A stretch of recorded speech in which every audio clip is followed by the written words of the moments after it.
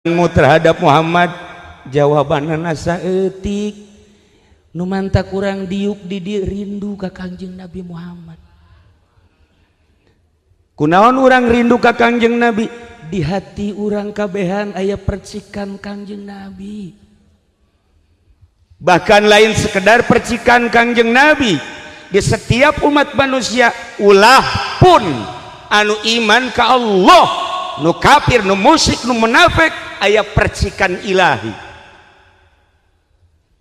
Ulah disangka lamun presiden Amerika percikan ilahian, Donald Trump aya percikan ilahian, Jokowi aya percikan ilahian, Gatot leuwih gede percikanana, panglima-panglima termasuk Bapak Kapolri aya percikan Kangjeng Nabi jeung percikan ilahi. Lantas kenapa tidak kelihatan? Teu disingkapkeun. Teu disingkapkeun. Urang boga pamajikan teu disingkapkeun, atuh lebeng. Singkapkeun. Nu menta kaji pendi ieu geus kawalahan nyingkapkeun. Kos kieu modelna ieu. Stress.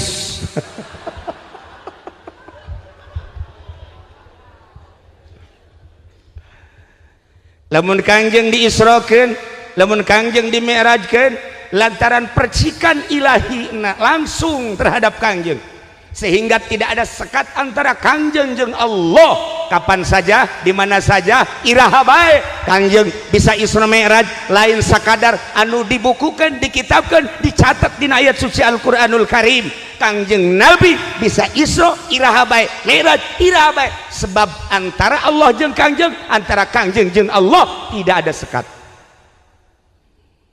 Allah jeung urang tidak ada sekat sama sekali. Iraha Allah aya sekat jeung urang teu aya. Lantas urang teu nyingkap, urangna ka Allah terlalu besar hijab.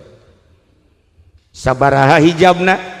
Cek Allah, wahai Jibril, bejakeun ka nabi kaula, bejakeun ka utusan kula nu ngaran Muhammad, antara kaula jeung hamba, antara kaula jeung umat teu aya hijab, cuman umat ka kaula hijabna aya 70 alfal,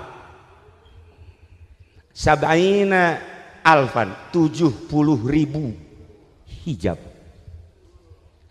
Polisi manggis boro-boro naon hijabna wadah